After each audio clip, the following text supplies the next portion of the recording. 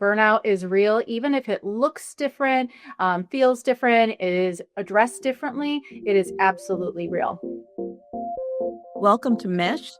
I am Pamela Brewer, your host, and I am very pleased to introduce you to today's guest, Daniela Wolfe. Daniela is going to talk to us about burnout, what it looks like, what it doesn't look like. Daniela is a social worker and author of Balanced Breakthrough. Daniela, welcome to M.E.S.H. Thank you so much for having me today. Now, I'd like to start from the very beginning. What exactly is burnout? Is it just an excuse for lazy people who don't want to go to work that day, or is it real? It is absolutely real. And it's not about laziness. It's not about lack of motivation. It's about our energy being completely depleted. Mm. There's an analogy that I love to share to really help people see the difference between burnout and stress. Because a lot of times people just assume they have too much on their plate. And so they're stressed and that equals burnout. And while it might lead to burnout, it's not necessarily the case. So I want you to imagine a bonfire. Okay. And you're putting logs on the fire and the fire is getting big and red. That's stress, so you're putting all these different logs on, you're putting lots of things on your plate, and there's a lot of energy. It's burning bright. You feel the warmth. As you continue to put more things on that fire, the fire can then actually burn out. And I'm sure you've seen it afterwards where there's just those gray, dusty embers. Maybe you can try and fan the flames a little bit to try and ignite that spark again. But it's when you've overdone your fire in a certain way. And the thing is, there's ways to add things to your plate, add more to your day that doesn't necessarily burn you out. You think of, again, to that bonfire analogy, you make that little teepee so that air can kind of circulate between the different activities that you have going on. As a person, we look at that as having space and having some breathing room between all the activities. You also need to have a priority of which logs you're putting on when. You can't throw every log you have onto the fire all at once because, again, they will all burn out. But if you're intentional and specific about when you're putting what logs on, how you're spacing them out, that's how you can then manage stress in a way that keeps your energy going, that keeps you sustainable in a way that doesn't then completely burn you out where there is no energy left. Daniela, so many times when people think about burnout, they think that burnout is just associated with work. Is that the only area of one's life in which one can experience burnout? There are definitely multiple sources of burnout. If anything, the things we're most passionate about, the things we enjoy the most can actually put us at most risk for burnout. People, a lot of times it's assume it's a job or something we don't like. But if you think about it, if you don't like your job, 5 o'clock hits, you are out of there. But our passions, the things we go all in on, whether it's our kids or relationship, those are the things we throw our boundaries out the window. We spend all of our time in and not realizing we could be setting ourselves up for burnout because you can even have too much of a good thing. Think you could have too much ice cream, too much salad, too much of even healthy, positive things. And so you need to be able to incorporate that with the other areas of your life. Of course, I'm devastated that you've said there's such a thing as too much ice cream and too much salad, but I'll try to get over that. Daniela, is there a way to tell that I'm about to experience burnout? Are there any physical manifestations? There's definitely physical, mental, and emotional signs to watch for. And like I said, they vary from person to person. Some people, depending on if you're more of an introvert and you need some quiet time to recharge versus an extrovert, but just definitely noticing your battery is worn down. The things that typically light you up are no longer lighting you up. You're not looking forward to anymore. You don't seem motivated even for the things you enjoy doing. And that's kind of a flag. A lot of times, like I said, if we don't enjoy doing something, we're not going to be as motivated to do it. But when we realize it's not about doing things intentionally, we just have a running to-do list that never ends and we're ending the night exhausted, feeling guilty, overwhelmed. There's so many different ways that it can look like. In my book, I definitely break down those mental, physical, and emotional signs to watch for. And there's a lot of self-assessments to help guide you through that process because it isn't just a quick one and done fix like, oh, this is the sign I'm watching for. This means I'm getting there. For me, I remember when I went through my burnout about 20 years ago, it showed up on the outside, I was doing all the things. I was still high achieving at work. I was going through a divorce. And so I had 2 young kids, but I was, showing up at everything. I was trying to be super parent of the year, but I was also irritable. I was snapping more than normal. My patience and my frustration tolerance were lower. And for me, that's where some of the burnout started to kind of creep its head in as well. So even though I was doing all these things and on paper looked like I was crushing it, inside I was feeling a lot of guilt, a lot of regret, a lot of just things that were not in alignment with who I was, who I knew I wanted my kids to remember growing up. And so that's where I started to make some small, very micro changes. And that leads into, some of the solution-based stuff that I'm sure we'll get to. Well, is there a gender difference? I mean, are men more likely to experience burnout than women, or vice? Is any gender difference? I mean, I don't think scientifically it might say so, but I personally believe that women, we carry a lot of the invisible load. And those are the things that on paper outside don't get acknowledged. Even, if you have someone who is still helpful to you, if you're the person still keeping track of the fact of everyone's calendar, who's got practice, who's got a birthday party, even if they help drop somebody off or take care of some of those outside tasks, if you're still the person carrying the load, delegating, making the plan for it. And like I said, a lot of times that's women in relationships. We do kind of are those nurturers and caregivers, not just for our own lives, but for everyone around us. It's interesting how often people can ignore or at least not understand how much what they're doing, even if they're delegating to others, how much of what they're doing that can feel like an overwhelming burden, whether it's something, as you said, whether it's something that you enjoy or don't enjoy.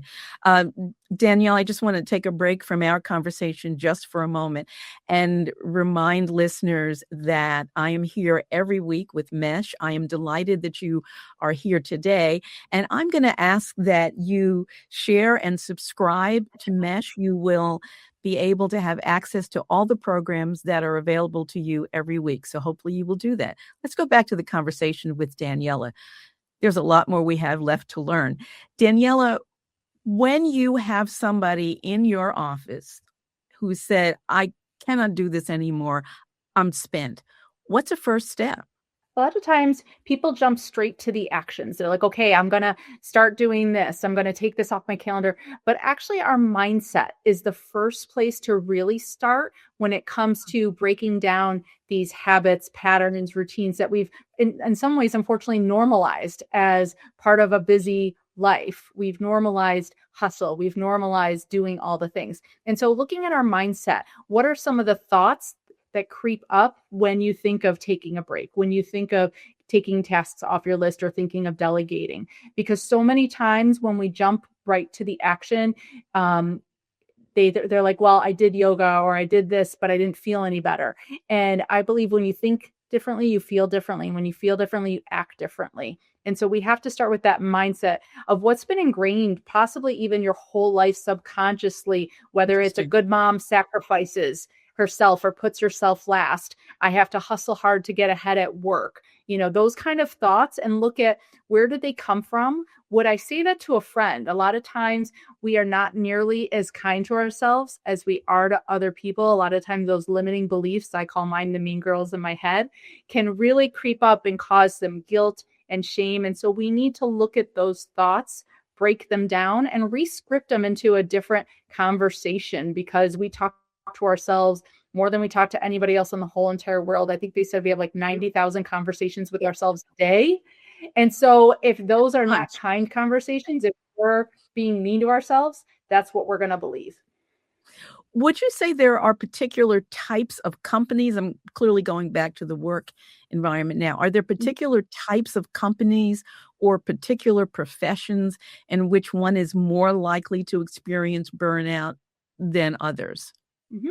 I see burnout across a variety of different fields. I've worked with financial companies, manufacturing companies, things like that.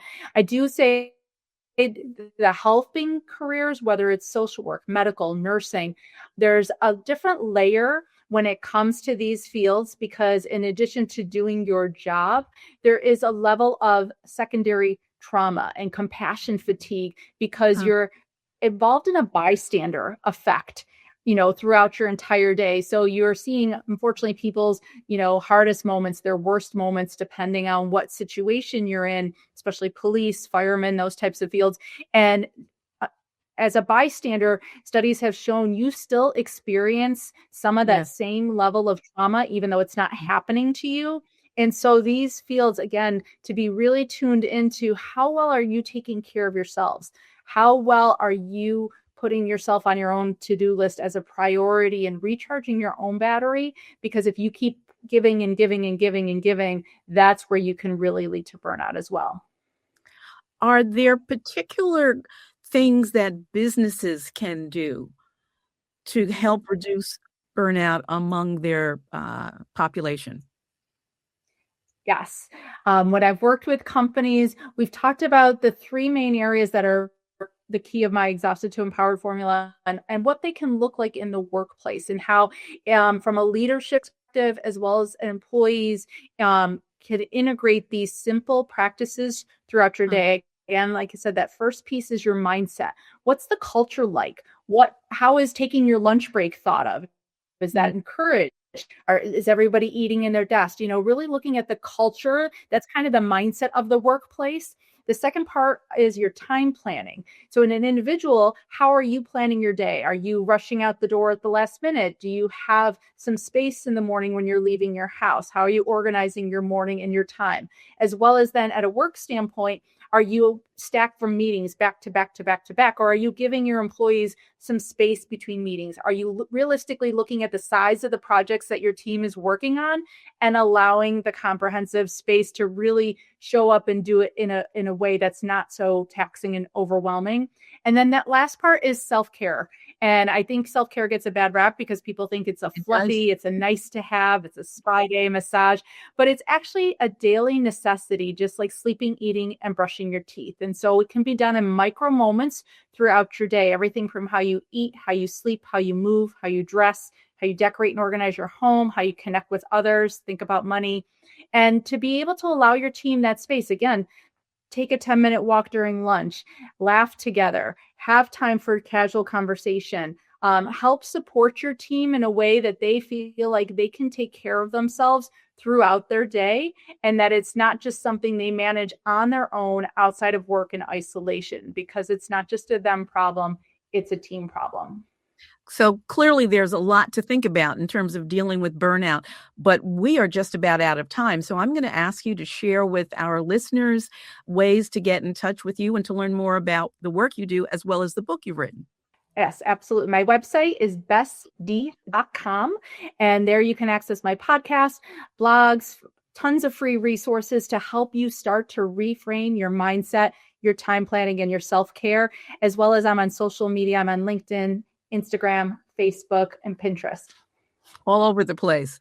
Daniela, thank you so much for joining us today on this edition of M.E.S.H. Thank you for helping us really kind of sort out a little bit more what it means to experience burnout, and a reminder that there are lots of ways to really get yourself through that to a healthier place. So again, Daniela, thank you so much for joining us today on this edition of M.E.S.H.